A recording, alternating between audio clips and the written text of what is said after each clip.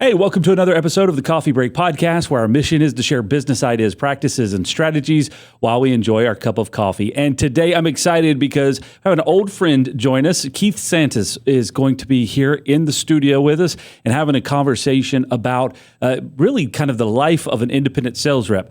And that's kind of the overall theme, but really the guts of it are, how do you adapt? How do you change? How do you deal with when things change in your business? How do you deal with things when things are out of your control? And how do you pick up the pieces and continue to move forward? And Keith has dealt with that from an independent rep agency standpoint for a many number of years. So he's got a lot of wisdom to share with you. I think you're going to really enjoy the conversation. So grab a cup of coffee and get ready. Got so much to say, we got a podcast to make. We're sipping on lattes, and it's time for a coffee break. It's time for a coffee break.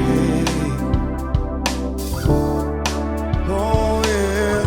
All right, Keith, welcome to the Coffee Break Podcast. Thanks for having me. Great to be here. You're the first guest that we've had.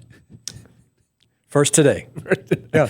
Now, we were talking about this earlier, but a few weeks ago, we were meeting in our conference room. You had come by to visit and chat, and there was a couple of stories that you were sharing that I'd never heard before, and I didn't realize some of the history that you had and some of the progress that you've made throughout the years. And so it just kind of hit me like it would be really interesting to have a conversation about for the podcast, because I think it's very applicable to any business, right? And so I want to kind of dive into that for our conversation today. Sure, absolutely. So we appreciate you coming in.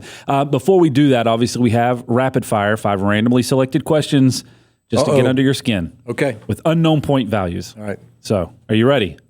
Shoot, let's go. Question number 1. What did you get in the most trouble for as a kid? Okay, well, number of things, obviously. But one thing that's always stuck in my mind was having just received, I believe, my driver's permit, and was in the neighborhood kind of showing off for the kids, and had a couple. I said, come on in, let me show you how I can drive, and drive around the neighborhood a little bit. And I decided to put it in reverse, and wasn't quite skilled yet at how much pedal pressure to apply towards reverse, and ended up heading down an embankment into a neighbor's yard, tearing it up, hitting a tree, damaging the car, and also my relationship with my parents for a few days after that. It's funny hearing you say that, because I think the biggest element of that is if you would have been by yourself, it probably would have been as bad. Would have never been reported. But you may not have actually gone to that extreme. I can remember a couple of times as a kid, it's like I was learning to do something, or maybe I remember one time we had a 3-wheeler back before they were outlawed, but and I would drive it around and kind of got comfortable with it, and then it was like, the cousins were there. Hey, watch what I can do, because I know how to drive this. And then it's roll the thing over.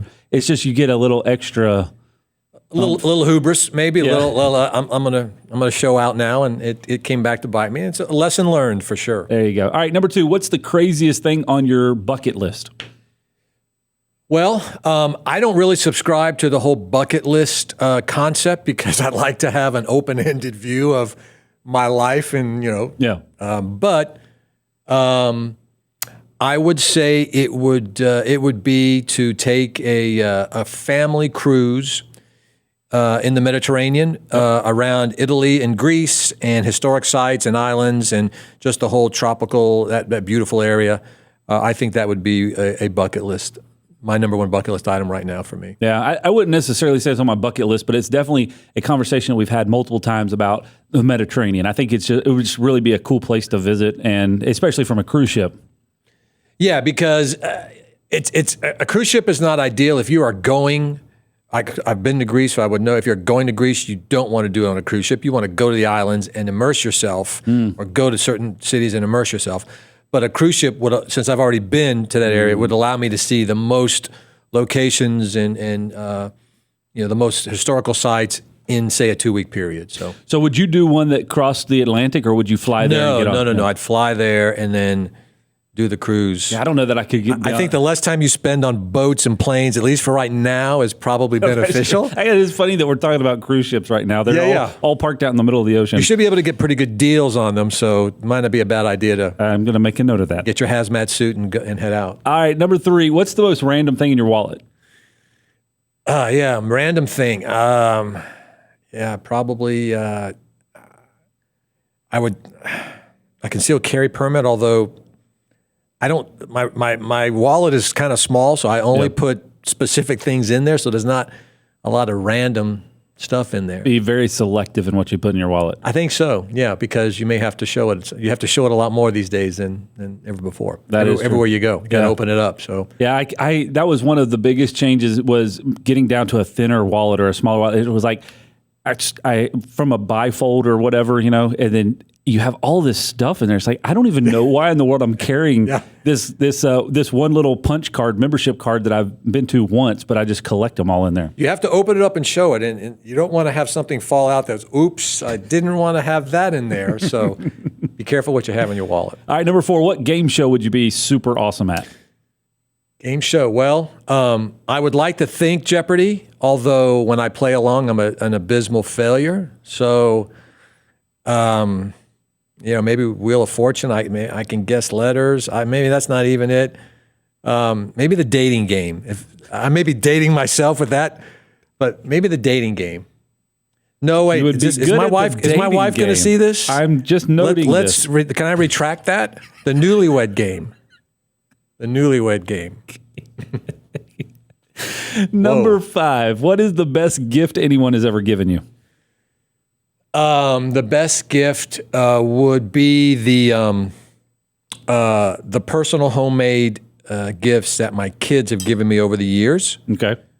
Simply because the thought and effort that have gone into those, and they're typically something personal. Yeah. And so I think those have been the most special for me. So we're recording this, a week after Father's Day or the week after Father's Day. Yeah. So my daughter, I've got a 12-year-old and a 3.5-year-old. Okay. And so my 12-year-old daughter, they gave me some little drawings and stuff for Father's Day. And I was looking at what she said, this one was from my son. And I was like, wow, he drew this. This is pretty awesome. She said, well, actually, I did it with my left hand so that it would look like this. Like, that was actually very creative. So creative deception. Yeah, there you go. I was like, this could turn out bad in the future. But anyway, congratulations. The score is 732. I was hoping for 750. Where did I mess up? They're all completely made up. So okay. Well, cool. Well, let's kind of jump into the conversation a little bit about.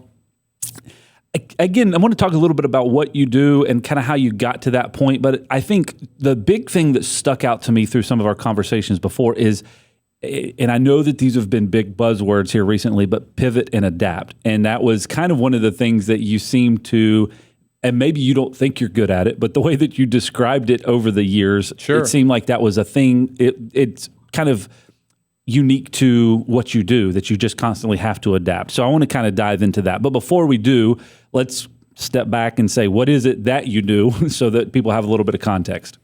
Yeah, so I am what's known as an independent manufacturer's rep, which is different from being a salesperson or a sales rep employed by a singular company. I represent a number of different companies that are typically not conflicting, and so you're able to sell their products into different markets, and hopefully maintain a level of expertise and professionalism that you're able to continue in that independent mode. Yeah, moving forward. So, maybe I'm diving too far into that, just because it's been an interesting concept. I guess even the years that I've been in the business, I've understood that there's the difference between independent reps versus direct reps that work for the manufacturer. And I've often tried to figure out why would a company choose one versus the other? Sure. Like what is the determining process of that, and like the relevancy? Yeah, I think typically it used to be there are much more manufacturers reps were much more prevalent. They're typically brought on by smaller companies that can't afford the fixed cost of salespeople, the insurance, the expenses, or they want somebody with immediate expertise and can give them immediate exposure into a particular market. So as a manufacturer's rep, you hope to have established yourself as that expert and that person capable of taking a product and immediately getting in front of customers and end users for them. Company salespeople can certainly have that same expertise, but it's typically a little narrower. Okay. So it's that broad base that a rep gives a company. And I guess the other thing that it just kind of hit me was also the ability for, like, you've already kind of got a built-in network, right? So a manufacturer comes to you as an independent rep and says, we not only want to connect with you because of your expertise, but also your network of our customer base. Take us to the market immediately. You can take us and hopefully generate sales immediately. Where a new sales rep just for that manufacturer would have to go out and build that customer base, you almost have kind of one. Sure. And he'd have to be trained. I mean, there's a training period. Yeah. And a lot of times what happens is companies, train salespeople and they tend to take that training and move elsewhere. Yeah. With a manufacturer's rep, you've got a built-in stable salesperson, and hopefully that relationship, continues to grow. That's very interesting. So what you kind of talked about this before in a couple of different ways, but it's being an independent rep, being a manufacturer's rep like that is not one that you just like, oh, this is the career path that I'm headed towards. Right. How did you get to that point? What was kind of the path to walking towards that? Well, you're right. I mean, it's not something that you aspire to be growing up or take college courses for. I think you have to kind of be exposed to it at some point early on or later on. I grew up in the hardware security business. My father, John Tsantes, was president of Corbin Russwin. So when I was in middle school and high school, I learned about hardware. I spent time I grew up in Connecticut at the Berlin plant there where you had Corbin and Russwin. So I grew up with hardware in my blood. And then when I graduated college, I spent a couple of years selling insurance and other products, not knowing what I was going to do. I had an opportunity to get started with a rep here in this area needed an associate, needed somebody to hire. So I went on with him and started selling. Now, I always loved to sell products. As a child, I mean, I went door to door selling, believe it or not, things like Christmas cards and seeds and newspaper subscriptions and all that. So selling was always something I enjoyed doing. And then the rep side of it, I just kind of got into with this individual. And then after a few years, just went off on my own. You sold seeds? Actually, this was a long time ago, but yeah, there was, in the back of comic books, you could actually sign up to be a seed salesman. They would send you to, whether it was vegetables or flowers, whatever, and you could go door to door and sell seeds, packets of seeds. You would take orders for them. You wouldn't have them in a box or something. You would take orders, and then you would, So mail order seeds. That's very interesting. The internet killed that business for me. That was the first time it took it from me. Actually, seed stores killed that business. But no. So I thought that was interesting when we were talking a couple of weeks ago, and you had mentioned that your dad was involved in the industry. You kind of grew up in the industry, and I'd never heard that before, never knew that. But that's an interesting perspective. You've just been around it kind of your whole life, and to kind of navigate back around, it's been very interesting. And what if you've been able to see that from a unique perspective for a number of years? In a brief summary, if possible, how have you seen the industry change or not change?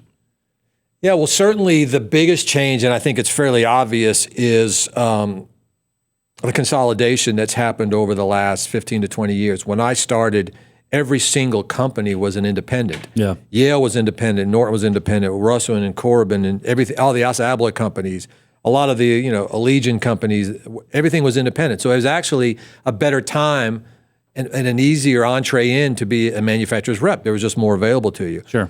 And distribution was the same, at least in the contract hardware side of it. Individual contract hardware houses had specific lines that they were granted specific protected territories for as well. Okay. And they also provided much more service, meaning their AHCs wrote specs. They had you come in to help them specify your product.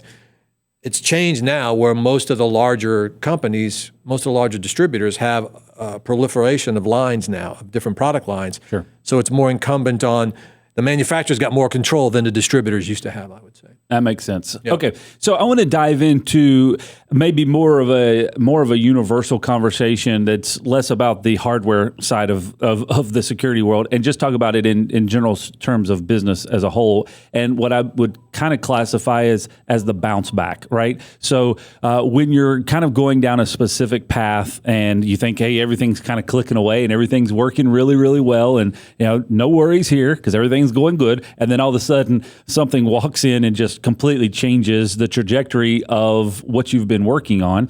And so I guess through our conversation that we were having before, it seemed like that was something as a manufacturer's representative, like you're really exposed to that at a different level than most people, that all of a sudden something can come in and just change what's happened, what has been the norm for a long time. So I'm going to refer to that as the bounce back. And why I think that's applicable, and I know this is a long question that I'm building up to, but why I think it's applicable is right now in this current situation is a lot of businesses have been disrupted. Like just overnight, things changed. COVID-19 came in and the economy's been disrupted, and it will continue to be disrupted for a while. How do those companies then bounce back is kind of the theory that I'm working off of. And you essentially described to me a lot of ways that you've had to adapt and adjust over time. So I don't want to get, I know the buzzwords are adapt and pivot and all that stuff, but just kind of talking through that process, because you have been in that situation multiple times where you've had to, I guess, adjust. Absolutely. As a manufacturer's rep, you're operating on 30-day contracts with every single manufacturer. Okay. There's no long-term stability or guarantees. So it's automatically renewed every 30 days until the day it's not renewed. Hey, thanks for listening to the Coffee Break Podcast. If this information has been helpful to you, or you just really kind of like our theme song, can you help us out by rating us on whatever app you're using? And if you get really fancy, how about sharing a screenshot on Facebook, Instagram, Twitter, or LinkedIn? Okay, enough of all this. Let's get back to the conversation. And I gradually, just through experience and kind of looking at the big picture, knew I couldn't have all my eggs in one basket. So I proceeded to kind of look elsewhere within the realm of what I was doing. You don't want to spread yourself too thin. You want to stay within, your logistic travel template, but also your market template. And so I began to just bring on other product lines. For me, as a rep, I've always tried to be diversified, but I've also been very careful, because you can, from a professional standpoint, encroach on other reps. Sure. And from that standpoint, what I've always done, it's been my credo, is I've never pursued a product line that was already being handled by another rep. Every product line that I've been able to pivot with or take on, I've been recommended for that product line. From a distributor or a manufacturer has made a change ahead of time and asked me if I was interested. So you really have to rely on the professionalism that you put out there, your expertise, and you have to at some point transition. You're always going to be a salesperson. Mm-hmm. You're always going to be selling. It's the lifeblood. It's what I love. But at some point, to be successful as a rep, you have to transition into becoming more of a consultant. Okay. And you have to be able to provide that level of expertise, and you should accumulate that over a period of time if you've been a rep for any number of years. And so as a consultant, you become more valuable to the manufacturer. Mm-hmm. As you bring on more product lines and as you become a consultant, you become more valuable to your customer, the end user or the dealer distributor. Sure. And in many cases, you're then able, prior when I only had one or two lines, there were some places I couldn't come in, or they didn't want to see me because I didn't have any value. Sure. They didn't have time for me to talk about, say, a simple lock or something. But if you add more product lines that are a value and are still in that same channel, then it opens up more opportunities for you to come in and get an appointment and talk to people. So one of the things you just kind of said there is reputation. You kind of build a reputation, and that's where people are going to recommend lines to you to sell. So, take that into a universal thing. You're going to build a reputation where people are going to recommend customers to you. I mean, it was just advice my father gave me early on is, and this is universal advice. You do something that you love. You do it well. you want to be paid your value. Yeah. But if you're chasing dollars, that's not the method that I've used in my life. Doing something that you enjoy, doing it well, the compensation will come to you. It's karma, whatever you want to call it. Yep. But and then do it professionally. Again, advice he gave me was, look, if you're going to be the garbage man, be the best you can be. Yeah. If you're going to be a stockbroker, be the best you can be. Yeah. If you're going to work in retail, do your job and do more, and it'll come back to you eventually. Yeah. It ultimately will. That's very. I want to park on that a little bit because it's interesting. I was just kind of while you're saying all that, I was processing back because we have known each other for as long as I've been in the industry, as far as I can remember, and I've just always seen you around, always had conversation with you, and we've never really had direct dealings with each other. Right. But you have been focused more on adding value, creating a relationship, not just always trying to sell a product. And I can compare that to other people that I've had dealings with that anytime they call, it's because they have the new widget that they're going to try to sell you, and less of a relationship conversation, right? And so it's probably, and I made a statement to you the other week when you were here. That's one of the things that kind of sticks out to me about you is the way that you go about business. Now, what you just described that's the reason why. I never understood the philosophy behind it, but the philosophy is because you're working more and focusing more diligently on what you're building and less what you're taking, if that makes any sense. Yeah, I've never, even from the beginning, I've never been afraid to tell somebody, I'm not a fit for you. My products don't work for you. It's not the right situation. And I think it's always worked well in that I've built relationships. There's plenty of situations it hasn't worked out, but the majority of them, people and customers appreciate that fact. They're more willing to see you.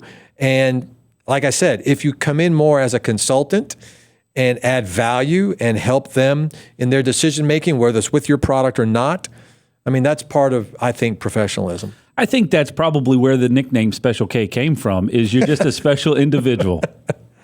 Well, as I said before, you and Chris heard that nickname at a show. I don't remember it. It's not a moniker that I put on myself, but I'll gladly accept it, and we'll go with that moving forward. I had to get it in there somewhere. That's fine. I have no idea why, but in my contact list on my phone, the nickname Special K. You have me in your phone as Special K? Yeah, in the nickname category. Oh. Yeah, it says Special K. And I don't know why I added it, but there's some story behind it I've got to remember. But anyways. I like it. When things change for you, you're on your 30-day contracts, which that blows my mind, by the way. Yep. I'll have to figure that out and unpack that later. But you're on your 30-day contracts, and then all of a sudden you get word, we're done, we're parting ways, we've made a different decision, right? We're moving on to something different, or we're bringing it back in-house. What is your response to that? Well, there's different response. It depends on. Internally, my response is typically, there are some that are inevitable because they've been bought out. There's a manager coming in with a new game plan. Someone's a sales manager's brother-in-law just moved into your territory and he wants to give the line to him. I've had situations where I've had my best year ever, and then they decide to make a change and go in a different direction. That's the tagline you hear in a lot in sports, in the business world. We're just going to move in a different direction. So it's certainly in a lot of cases it's similar to a divorce. It can be that. Well, I'm not going to put it on the same level, but a similar feeling of disappointment and separation. But you professionally, it can happen. And when it does, you simply say, look, if there's anything I can do to help out, I understand you're transitioning and, it's time to move on. Yeah. And I think if you're diverse enough, you don't immediately go out seeking to change customers or to pick up another line, but you start putting out feelers and look for other opportunities. But you can't. This industry is too small to you can't hold grudges and you can't put out negativity.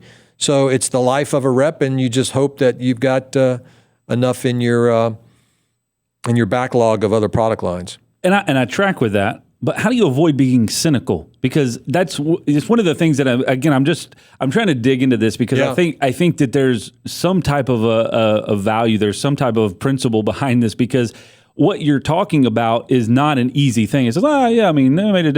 It's a different direction. I got to change my whole business model. No big deal. How do you avoid becoming cynical in that? Because that's what a lot of people are dealing with right now. Whatever business that they're in, it's been disrupted in some way. How do you focus on what's next or what's to come versus becoming cynical about what happened? I've never really consciously thought about that. I think it's just in the makeup of my personality. Other reps may have a different way of dealing with it. They may say they become cynical. I just look, have I ever been upset and cynical about what is currently happening, if I've lost a line or what may happen in the future? Sure. But for the most part, I just continue to plow forward. I don't know any other way to put it. Mm-hmm. I don't have a mindset of, all right, I'm going to brace for this and this is what's going to happen. If you're a rep, it's happened to you. Yep. It's going to happen to you. You just trust. I've always, looked at it from the standpoint of, if you think somebody's going to do it better, Mr. Manufacturer, then God bless you, move on. I'll move on as well. I've always had confidence in my abilities. Yeah. And it's, Chad, at least to this point, it's worked out. But I don't have a formula for avoiding cynicism. As a rep, you've got to, it's like a shark. You got to keep moving and keep plowing forward and remain professional in every instance. So it's less worrying about what you lost and more focusing on what you can, Absolutely. What the next thing is. Absolutely. I mean, look, you take a hit. You certainly do. You have to make adjustments. Yeah. You have to, narrow your expenses. You have to narrow maybe your travel for a while. You have to cut back on certain things to a degree. But, you are what you are, and you've got to be out selling all the time. So, focus on the future. Yeah. So I want to ask this question kind of a couple of different ways, I guess, but where is that philosophy built from? Is it advice from others, books that you've read, mentors that you've had in your life? Like how have you kind of arrived at that philosophy at that point? Well, I think it's all the above, maybe not so many books, but I certainly my mentor has always been my father.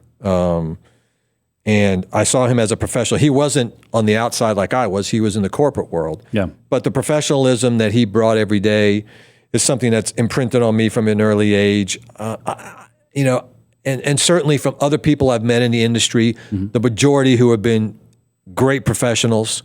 I feed off of positive people all the time as a salesperson. You kind of have to feed off the successes that you have as opposed to letting the negatives take you down. I get a great joy out of walking out of someone's office having done a good service for them or having solved an issue, and you have to kind of feed off that. So I think it's a multitude of things, but mostly from, again, the early influence I had, the early impact my father had, but then also people within the industry that have impacted me, other reps. There is a camaraderie, I think, for most of us. Mm-hmm. We don't get together as much anymore. Some of the shows that used to be a prerequisite and everybody attended have lessened. But I think as a group, it's a highly professional group, and we tend to energize each other. So just kind of connecting with other people and staying, I guess, eliminating the negativity and the negative people around you and focusing more on the positive. Yeah, I mean, look, it's everybody's individual personality too. There are other reps and salespeople who would handle it differently. Maybe they have a set paradigm that they work within. But I've never been that structured. I've always my personality has always been problem solving. I mean, maybe it comes from early on, maybe, playing a lot of sports and team sports. You learn how to work as a team, problem solve. You learn from your losses. You don't celebrate in your victory. You're joyful about them, but you probably learn more from losing. Yeah. I probably learned more from some of the negative things that have happened to me than, a big sale. But it's really, I think your ability to survive as a rep is more specifically based on your personality and how that's affected over the years and influence. It's a multitude of things. That just reminded me, you are a former collegiate athlete. Not exactly, no. Well, yeah, you're a professional collegiate athlete. That's what wasn't that the story that you told me? I mentioned that I tried out for the JV basketball team at Carolina, and I made it to the last cuts and was cut by Roy Williams. So if that qualifies me in any way as saying I'm a collegiate athlete, I'll take it, but I would not say it does. That's a pretty cool experience, It though. is. Yeah, it definitely was. And my father played. I did it more as an homage to him, knowing I had no well, I shouldn't say I had no chance, but knowing nothing was going to really come of it, but I did want to do it. But you said you played with Michael Jordan. I played in pickup games at Carolina. He was a freshman. I'm going to give my age now. He was a freshman. I was a senior. Okay. So we interacted a few times together. And I actually, when he came in as a freshman, there was some buzz about him. And he was playing at one of the gyms on campus. So some of my friends went down. We said, let's check out this new freshman. Yeah. And I watched him play a little bit. And I was like, what's the big deal? He's okay. So you would question my judgment right there. So what you're saying is you're friends with Michael Jordan. So next time you talk with him, if you really could, stretched if you could invite him on the podcast, that'd be great. Okay, I will. No, that's awesome, Keith. I really appreciate the conversation today and really kind of the thought process. I think, the thing that I've experienced or observed being around you is that has been your focus. You're more on the focus on the positive side, focus on the opportunity, less of the challenge. And I think that's a lesson that we all can learn, especially in tougher times when businesses are being disrupted, that you're having to change things. Like maybe the way that you've been doing business in a certain way is just changed, or maybe your customer base that you've had for a long period of time is changed. Can you copy this key? That's a question we get asked about 3,422 times a year. And how can you actually be sure that the person who asked that question is supposed to get a copy of that key? Well, we think you should always know who can copy your keys to your business and your home, because it could be your neighbor, an old employee, a contractor, or even worse, your mother-in-law. At Loc-Doc Security, we believe in protected key systems, so you always know who has a copy of your key. To find out more, visit locdoc.net or stop by our Charlotte location. Loc-Doc Security, helping you protect your people and your property. Early on, 20 years ago, I made an investment in IT. I made an investment in a CRM system and an investment in a separate IT company to help me out. I really questioned it, but I did it. It was the best thing I ever did. Because as a small independent company, I was able to project as a larger firm. And that was a critical turning point for me. And to this day, I've always, as you just mentioned, looked at staying abreast of technology and changing. I never go into anybody thinking I'm the sum total of all knowledge of whatever particular expertise I think I may have. I've always been willing to listen to other people, young, old, whatever, get input from them and change and morph if that was necessary. So to your point, absolutely, you can't be static, especially in this day and age. It's a very valid point. So, focusing on some of the things that you can affect right now, getting your things in order. Technology, having a list. That's huge. And the people that survive out of these changes are those that have been very systematic in making sure that they have a good structure and a good foundation. And then from that point that you can make those adjustments as necessary. But if you're just constantly bouncing around and then focusing on all the negative outcomes or what you can't control, focus more on what you can control. Yeah, there's going to be opportunities moving forward. And, I may not recognize them. I try to stay open to them and find out when they are and be able to, again, use your term pivot when they do come up. So, yeah, it's just, again, I think the one thing I would say about my work and what I do as an independent rep, I think the most important part of that description is independent. You are very independent. You are your own businessman. You're selling, yes, the sales side of it is important, but you are truly independent. No one's patting you on the back. No one's giving you a progress report.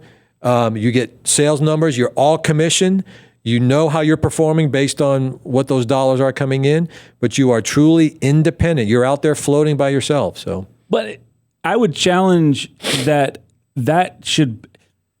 Somebody that's wanting to grow and be progressive, that's the mindset that they need to be in all the time. that they're in charge of, they're running their own business. If I'm working for somebody else, I'm still running my own business. I still am in charge of how I report, how I operate, the way that I communicate, my professionalism. I can control all that no matter who I'm specifically reporting to. And when you operate in that way, you make a huge change on the outcome because you're focusing more on those small details. You're focusing more on the way that you operate, less of relying on somebody else to tell you if you're doing good or not. Absolutely. It's a great point. I think everyone should operate with that mindset that I'm an independent businessman, because then you're going to show your employer that you can operate outside the box. I guess what I was getting at is there's no one foisting on me, this is what you have to do today. This is what we expect of you tomorrow.